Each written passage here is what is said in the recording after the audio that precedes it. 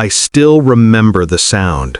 The quiet laughter that slipped through the cracks of my closed door.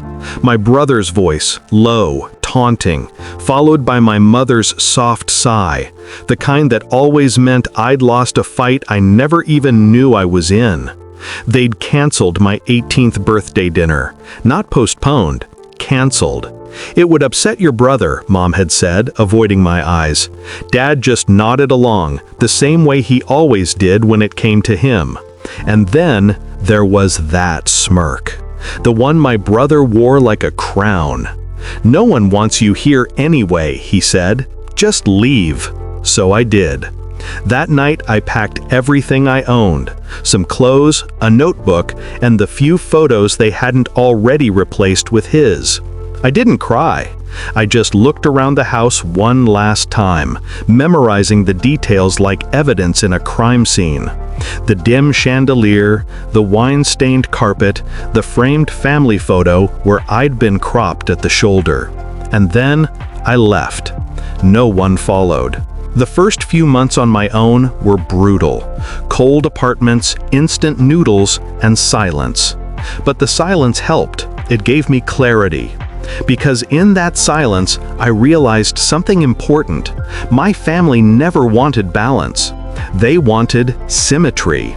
One perfect son, one disposable daughter. I stopped trying to fix what was already rotten, and slowly, something hardened inside me. Not hate, something quieter, sharper, like glass cooling into shape. I started following them from a distance. Not physically, but digitally. They made it easy. Dad's company posted quarterly family updates like we were trophies. My brother's social media, an endless feed of privilege, parties, and performances of perfection. He'd gotten everything I'd ever asked for: a scholarship, the family car, my room, even the dog. But I also noticed cracks, the kind you only see if you stop looking at the surface. He'd been drinking, missing classes, posting less, deleting more. It was small at first, but small things, when you line them up, form a pattern. That's when I decided to act. The plan came to me the way storms come, quiet at first, then all at once. Dad's company had a new internship program, selective, media-heavy. My brother was guaranteed a spot. But what they didn't know was that the PR director, Sandra, used to be my high school counselor, the one who'd quietly handed me a university application form the day I left home. She remembered me. She also remembered what my family did. When I reached out, she didn't ask many questions. I didn't need her to. I just asked her to put my name on the list under a pseudonym. And she did. 2 months later, I walked into the same company building that had always been his future. But I wasn't there to work for them. I was there to make sure he couldn't. My brother didn't recognize me at first. Different hair, a colder smile. He just saw a new intern, another person to impress. I watched him closely. Late arrivals, missed reports, small lies told to the wrong people. I didn't expose him immediately. I fed him. Gave him information he thought was confidential. Watched him brag about it to the wrong executive. It took 3 weeks before the board found out. He was fired before he even started. The fallout was quick. Dad pulled strings. Mom called everyone she knew. But the damage was public. Their golden boy was a liability now. They tried to find someone to blame. They didn't think to look at me. A year passed. I had a stable job, ironically, at that same company. Sandra made sure of it. My apartment was small, but clean. Quiet.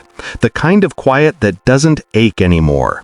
Until, one night, there was a knock on my door. Loud, desperate, familiar. When I opened it, he was there, my brother. Eyes bloodshot, voice breaking. He didn't look like the prince they'd raised. He looked human.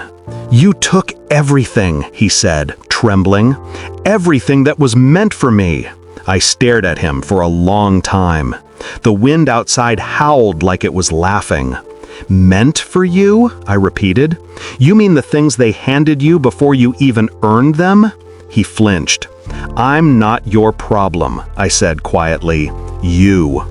He started crying then, loud, ugly sobs that didn't sound like guilt, but loss. Not of me, of himself. Because he finally understood what I'd known all along. He was nothing without the applause. He begged me to talk to them, to fix it, to make things right. But there was nothing left to fix. I closed the door before he finished the sentence. I sat on the couch afterward, hands steady, breathing even. There was no thrill, no euphoria, just stillness. People think revenge is about making someone hurt the way you did. It's not. It's about reclaiming the part of you they thought they owned.